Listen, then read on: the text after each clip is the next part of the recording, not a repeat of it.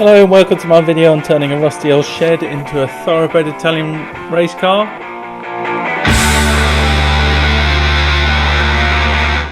In the last video we saw the big build, fitting of all the major components and getting the car ready for the mappers.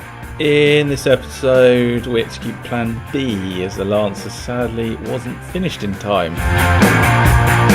So after extending hours way into the night, we had the car ready on Wednesday at the tuners. But sadly it was all in vain because there was a misunderstanding between the exhaust fabricators and the turbo people, and new manifold wasn't going to be ready in time, so we switched to plan B. So plan B involved using a track ready Mitsubishi Ep04, which I used in a previous video, throw the stuff on it needed to race, and let's see how we got on.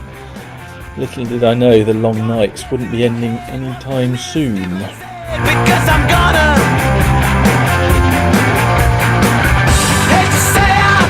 So on Wednesday the following bits were added: rain light, keel switch, transponder, tow loops, seat rail taken out and fixed in place for the seat fitting, and obviously the spare seat was removed. So we got all that done for about 9 PM, which was nice.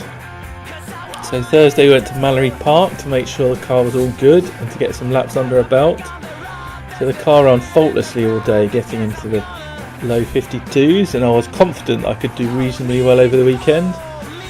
So I drove to the circuit Snetterton that night and set up ready for testing on a Friday, and all was well.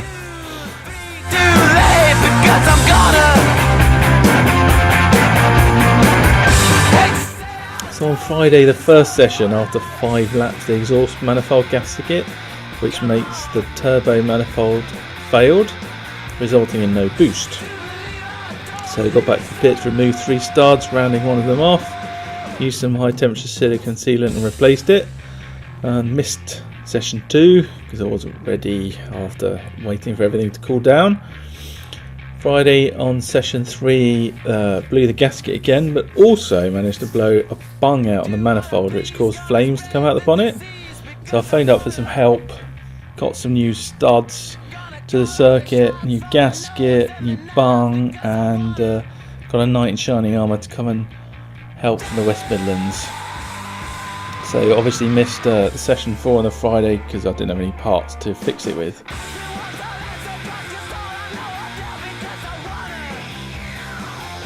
So Friday night we chickened out of taking the exhaust manifold off, but instead replaced the gasket, replaced the studs, so I managed to round off an exhaust stud in the head, found a long bolt and got it back on with about 3 threads left, and finished about 12 AM.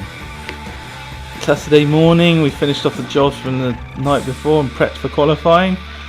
My helper Mark brought along a car to pit radio, so we stuck that in as well. So Saturday qualifying, managed 2 laps with glorious boost before losing it all again. Clocked a slow 2:18, but carried on doing 3 laps, so I qualified for the race. Then it transpired I had exceeded track limits, so they put me back to 32nd or something from 12th. Checked and rechecked everything, did all the bolts up super tight, but couldn't find the source of any boost leak.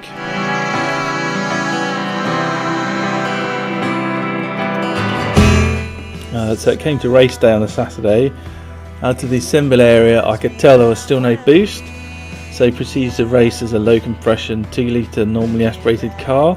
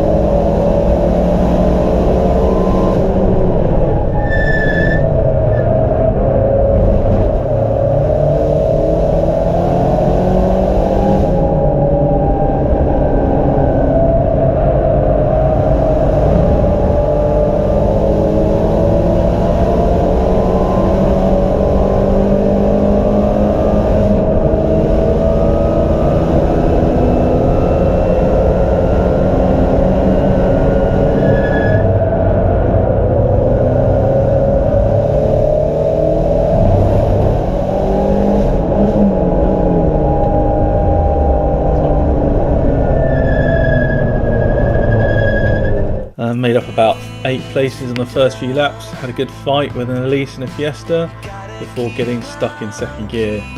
So I ended up did not finish with a gear linkage failure. So Saturday night we drilled and bolted the gear linkage. It was the bushes which had failed. We took the whole front of the car off, including the radiator, intercooler, all exhaust and turbo manifold. Tracked down the boost leak to a rubber hose which had failed right where we couldn't feel for it when the car was assembled. So cut off 2 inches from the hose where the leak was, and then proceeded to relocate everything in order to get everything connected back together. So 2 more studs were rounded, and the thread which had the failed bung came out earlier was also knackered. So we phoned another night in Shining Armour, who arrived at 11 PM with some more tools, a file, grind and bodge to get it all ready. So the second night in Shining Armour that came did this all after spending all day on Saturday running 2 Clios in Alton Park, having one in the barrier and the other one in the gravel. What a legend. Bed at 1:30.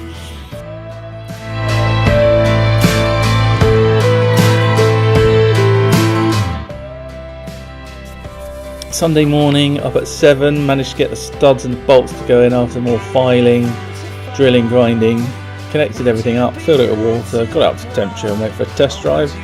Loads of boost, no leaks of air fluids, and everything was finally looking good.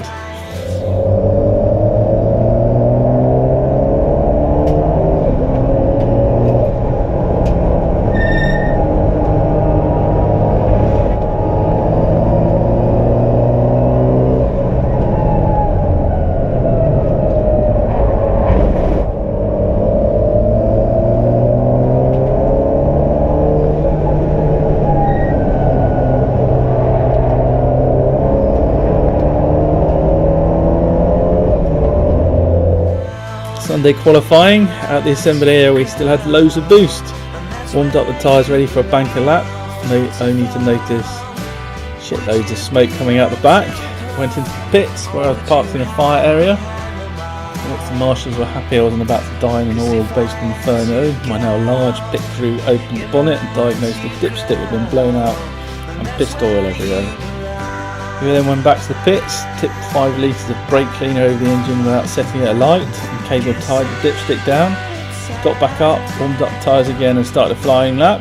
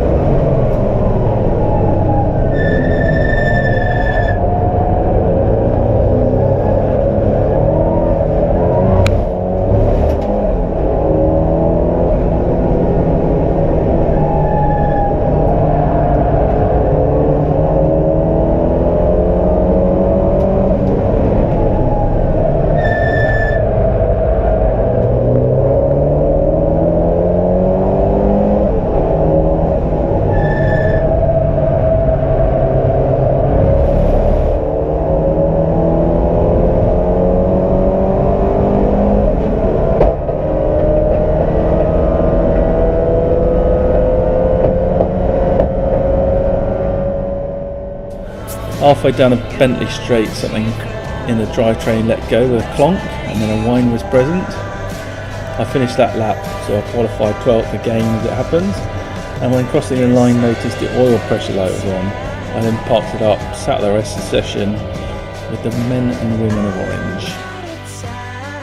Saturday lunch, after getting a tow back to the pits, the team diagnosed a knock in the bottom end, and we withdrew the car. And at that point we gave up, put the car on the trailer, and did the drive of shame, leaving after lunch.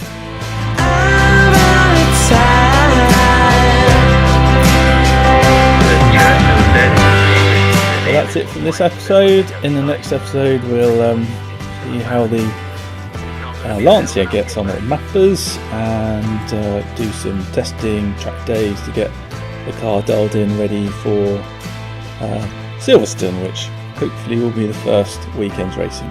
Thanks.